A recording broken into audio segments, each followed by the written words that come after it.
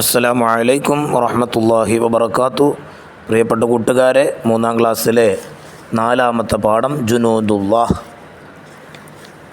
നബി സല്ലല്ലാഹു അലൈഹി വസല്ലമയും സ്വഹാബികളും മസ്ജിദുൻ നബവിയിൽ ഇരിക്കുന്നു. അപരിചിതനായ ഒരാൾ അങ്ങോട്ട് കടന്നു വന്നു. യാത്രയുടെ ലക്ഷണമോ ക്ഷീണമോ അദ്ദേഹത്തിൽ കണ്ടിരുന്നില്ല. അദ്ദേഹം നബി സല്ലല്ലാഹു അലൈഹി വസല്ലമയോട് പല കാര്യങ്ങളും ചോദിച്ചു.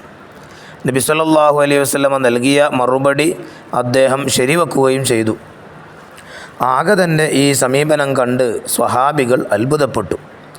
അയാൾ പോയ ശേഷം നബി സല്ലല്ലാഹു അലൈഹി വസല്ലമ അവരോട് ചോദിച്ചു, ആഗതൻ ആരാണെന്ന് നിങ്ങൾക്കറിയുമോ?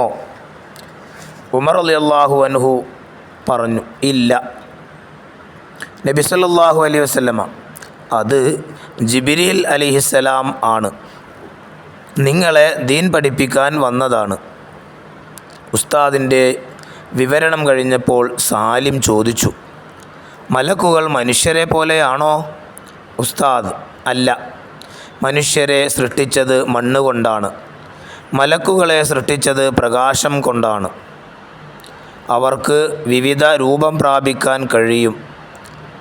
അവർ പുരുഷന്മാരോ സ്ത്രീകളോ അല്ല. അവർക്ക് വിശപ്പും ദാഹവുമില്ല. അവർ മലമൂത്ര വിസർജനം ചെയ്യില്ല. അള്ളാഹുവിൻ്റെ കൽപ്പനക്ക് അവർ എതിര് പ്രവർത്തിക്കുകയില്ല.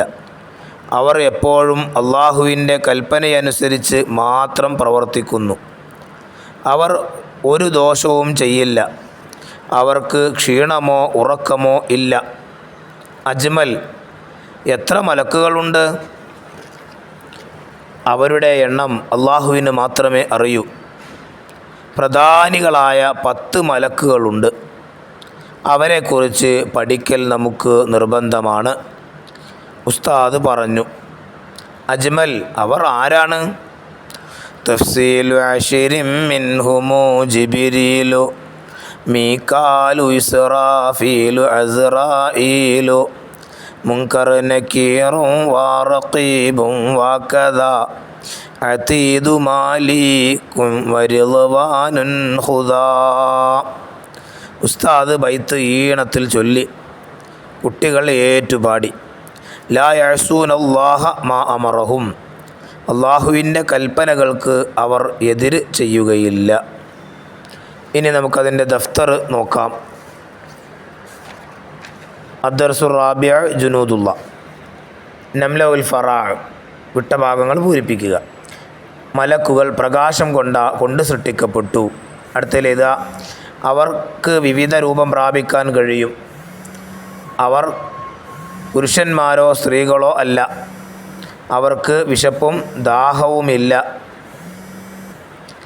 അവർ മലമൂത്ര വിസർജനം ചെയ്യില്ല. ഇനി 10 മലക്കുകളുടെ പേരെഴുതുക. ജിബ്രീൽ അലൈഹിസ്സലാം, മീകായിൽ അലൈഹിസ്സലാം, ഇസ്റാഫീൽ അലൈഹിസ്സലാം, അസ്റാഈൽ അലൈഹിസ്സലാം, മുൻകർ അലൈഹിസ്സലാം, നക്കീർ അലൈഹിസ്സലാം, റഖീബ് അലൈഹിസ്സലാം, അതീദ് അലൈഹിസ്സലാം, മാലിക് അലൈഹിസ്സലാം, റിദ്വാൻ അലൈഹിസ്സലാം. ഇനി അടുത്ത പേജിലേക്ക് മറിച്ചാൽ 2 കാണാം. നുജീബ്. 1. മലക്കുകളും മനുഷ്യരും തമ്മിലുള്ള വ്യത്യാസങ്ങൾ എന്തെല്ലാം? മനുഷ്യരെ സൃഷ്ടിച്ചത് മണ്ണ് കൊണ്ടാണ്. മലക്കുകളെ സൃഷ്ടിച്ചത് പ്രകാശം കൊണ്ടാണ്. പുരുഷന്മാരോ സ്ത്രീകളോ അല്ല. അവർക്ക് വിശപ്പും ദാഹവുമില്ല. 2. എന്തിനാണ് ജിബ്രീൽ അലൈഹിസ്സലാം നബി സല്ലല്ലാഹു അലൈഹി വസല്ലമയുടെ സദസ്സിൽ വന്നത്? നിങ്ങൾക്ക് ദീൻ പഠിപ്പിക്കാൻ വന്നതാണ്. 3. നബി സല്ലല്ലാഹു അലൈഹി വസല്ലമയുടെ അടുത്ത് വന്ന ജിബ്രീൽ അലൈഹിസ്സലാമിൻ്റെ രൂപം എങ്ങനെയായിരുന്നു? യാത്രയുടെ ലക്ഷണമോ ക്ഷീണമോ അദ്ദേഹത്തിൽ കണ്ടിരുന്നില്ല.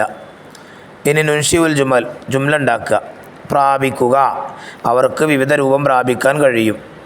2. കൽപ്പനയനുസരിച്ച്, അള്ളാഹുവിൻ്റെ കൽപ്പനയനുസരിച്ച് മാത്രം പ്രവർത്തിക്കുന്നു. ഇനി 3. പഠിപ്പിച്ചു, നിങ്ങൾക്ക് ദീൻ പഠിപ്പിച്ചു തരാൻ വന്നതാണ്. 4. അത്ഭുതപ്പെട്ടു, ആഗതൻ്റെ ഈ സമീപനം കണ്ട് സ്വഹാബികൾ അത്ഭുതപ്പെട്ടു.